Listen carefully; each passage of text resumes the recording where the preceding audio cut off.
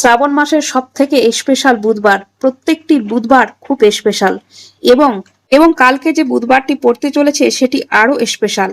আপনারা 21টা দুর্বা ঘাস একটি লাল মলি ধাগাতে বেঁধে আপনারা গণেশকে অর্পণ করুন, এবং একটি মাতা পার্বতী আর একটি মহাদেবকে অর্পণ করুন। যদি মাতা পার্বতীকে অর্পণ না করেন তাও চলবে, কিন্তু গণেশকে আর মহাদেবকে অবশ্যই অর্পণ করবেন।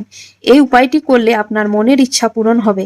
শ্রদ্ধা ভক্তি অনুসারে পুজো পাঠ করুন, দেখবেন জীবনের সমস্ত বিপদ আপনার দূর হবে। কালকে খুব স্পেশাল মঙ্গলবার, কারণ কালকের মঙ্গলবারটি শ্রাবণ মাসের সব থেকে বড় মঙ্গলবার হতে চলেছে।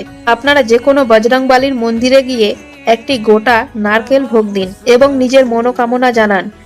বজরংবলীর যে বুকে দেওয়া থাকে অথবা গালে, সেই সিঁদুরটি এনে আপনি দরজার মধ্যে রাম নাম লিখে রাখুন। এটি আপনাদের বাড়ির সমস্ত নেগেটিভ শক্তি, মানুষের খারাপ নজর দোষ দূর করবে এবং জীবনে নিয়ে আসবে প্রচুর উন্নতি।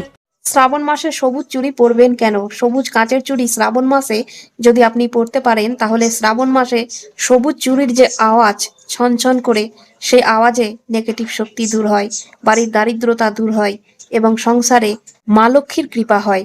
মা লক্ষ্মীকে আপনি সারা বছর পুজো করছেন, যেই কৃপাটি আপনি লাভ করতে পারছেন না, সেটা শ্রাবণ মাসে সবুজ চুড়ি পরলে এক মাসেই মা লক্ষ্মীর কৃপা লাভ হয়। শুধু তাই নয়, মহাদেব মাতা পার্বতীর কৃপা লাভ হয়, ফলে জীবনের সমস্ত দুঃখ ধীরে ধীরে দূর হতে থাকে।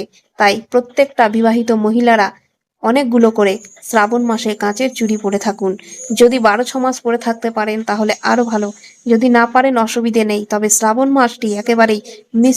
কালকে খুব স্পেশাল সোমবার, যারা শ্রাবণ মাসে সোমবার পালন করছেন তারা মনে রাখবেন এই 3 নাম্বার সোমবারটি কিন্তু খুব স্পেশাল হতে চলেছে। আপনারা অন্য কোনো শ্রাবণ মাসে দুধ অর্পণ করে থাকুন বা না থাকুন, কিন্তু 3 নাম্বার সোমবারে মহাদেবকে অবশ্যই চিনি মিশিয়ে দুধ অর্পণ করবেন। এই চিনি মিশানো দুধ অর্পণ করলে কি হবে? আপনার জীবনের সমস্ত সংকট, কর্মে আসা বাধা দূর হবে। যদি স্বামী স্ত্রীর মধ্যে অশান্তি চলছে, তাহলে আপনার জন্য রামবাণের মতো কাজ করবে। তো অবশ্যই মিশ্রি অথবা চিনি আপনি দুধের মধ্যে মিক্স করুন আর মহাদেবকে আপনি মন্দিরে গিয়ে অথবা বাড়িতে অর্পণ করুন।